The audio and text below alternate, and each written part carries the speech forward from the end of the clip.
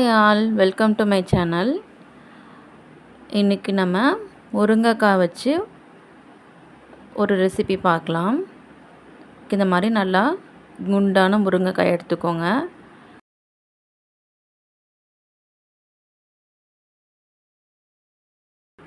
குக்கரில் சேர்த்து வேக வச்சு எடுக்கிறதுக்கு ஃபஸ்ட்டு முருங்கைக்காயை ரெண்டாக கட் பண்ணி எடுத்துக்கோங்க. இந்த மாதிரி கட் பண்ணி எடுத்துகிட்டு கழுவி கொஞ்சமாக தண்ணி சேர்த்துட்டு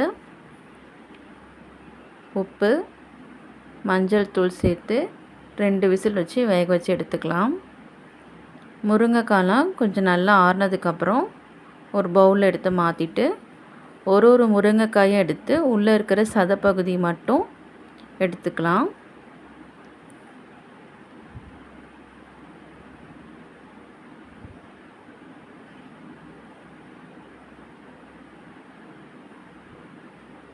இந்த மாதிரி எடுத்து வச்சதுக்கப்புறம் வதக்கிறதுக்கு கடாயில் எண்ணெய் சூடானதும் பூண்டு, சின்ன வெங்காயம், வரமிளகாய் சேர்த்து நல்லா வதக்கி விட்டுட்டு ஒரு தக்காளி சேர்த்து அதையும் நல்லா வதக்கிக்கலாம்.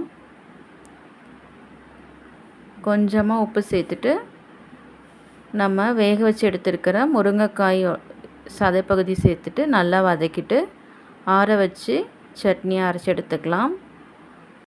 ஒரு தாளிப்பு மட்டும் சேர்த்து இது பண்ணிக்கணும். செம்ம டேஸ்ட்டாக இருக்குது இந்த சட்னி. இந்த மாதிரி நீங்களும் செஞ்சு பாருங்கள். வீடியோ பிடிச்சிருந்தா என் சேனல் சப்ஸ்கிரைப் பண்ணிக்கோங்க. தேங்க்யூ.